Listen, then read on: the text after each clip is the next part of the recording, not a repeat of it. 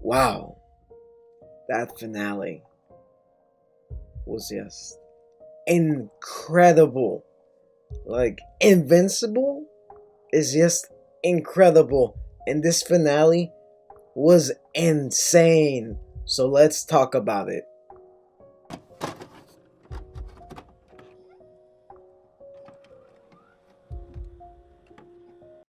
Okay, so many of you guys don't really know this, but like people who do know me, I'm a big fan of comic books. And before I got like really big into anime and manga, I was a big collector of comic books. I still am. It's not as heavily as I used to be. Invincible is probably one of my favorite comics of all time. A lot of people probably have Invincible and probably their top 10, like most comic book readers, they probably read Invincible Image Comics, because if you have not read Invincible the comic, I have no idea what you're doing. It's incredible. It's one of the best comic books of all time. A lot of people will agree with this, and to me it feels what a comic book should be. To me, it's the epitome of comics. Like, this is what a story should be. It has to have a beginning and an end. Similar to how most mangas and anime have a beginning and an end. No spin-offs, no 80 years of stories. They end after they're done. This is why I like Invincible. Has a beginning, has an end. Enough of me rambling on about comic books. But this finale was something unexpected for me. So I'm not gonna lie, I did actually cry watching this finale. It took me by surprise of how emotional this finale was gonna be, because I was not expecting it to be this hard hitting. There's only been a few shows that have actually made me cry, like Clanad or Angel Beats. A lot of anime have actually made me cry. Some movies, but like most of the time when I'm watching a show, I don't just start crying. But the finale of Invincible episode 8 actually did have me in tears for like half the episode. And I gotta say, it's really well ran. The final battle between Omni Man, actually, you can't even call this a battle, because Invincible was just getting his ass wrecked. For someone called Invincible, he sure does get his ass kicked, like a lot.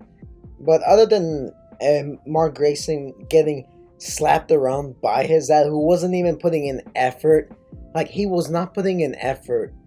I really like how the show went with the battle scene, because in the comic version it was only like probably 8 pages, 10 pages long. It wasn't really that long of a fight. It was just a really quick fight. But in the show they adapted it, so like 20 minutes straight of brutal ass whooping. I really liked this, and it was heavy handed. Like, you could feel the emotional impact between Mark and his dad Nolan.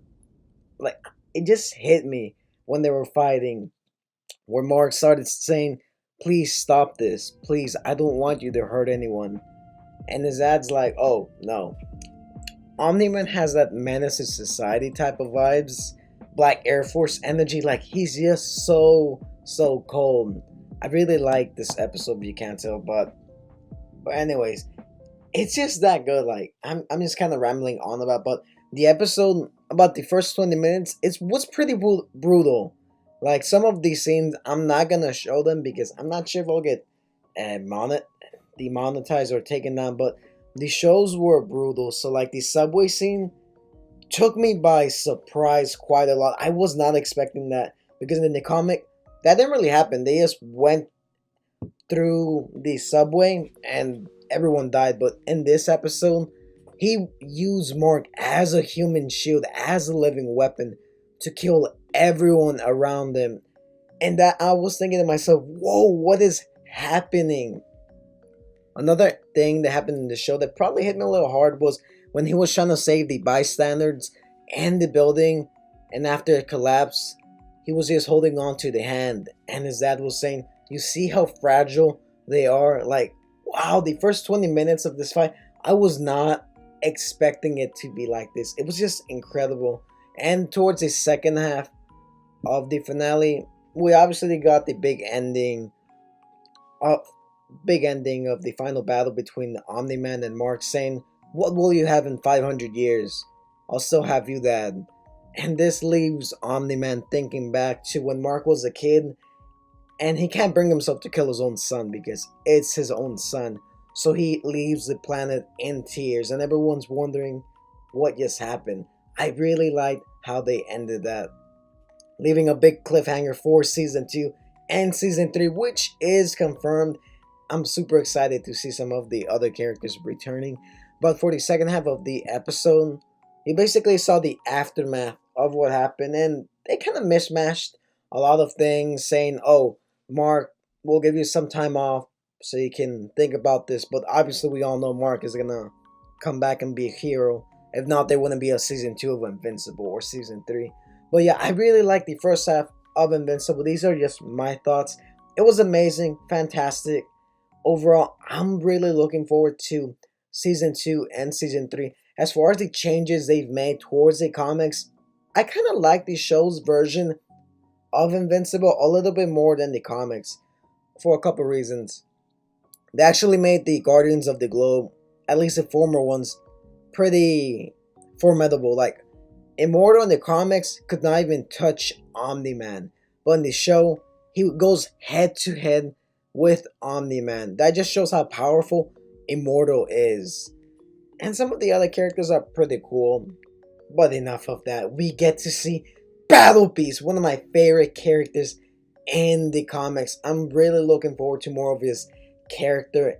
Hopefully in the later half of the seasons, like towards season 2, season 3, we'll probably see more Battle Beasts towards the Viltrumite War, which I'm pretty sure is not going to happen till maybe season 4, late season 3. I'm not too sure. But I like how they tease towards the end of the episode several storylines that are going to play a key factor. Like, I forgot, we got Doc Seismic, we have the Mahler twins, we obviously still have the Martians with the Sequid invasion. So a lot of cool story elements are still yet to be played that they could use in the following seasons. I'm just really curious how they're gonna adapt these stories since they're changing it up quite a lot. Either way, I'm pretty excited for the future of Invincible.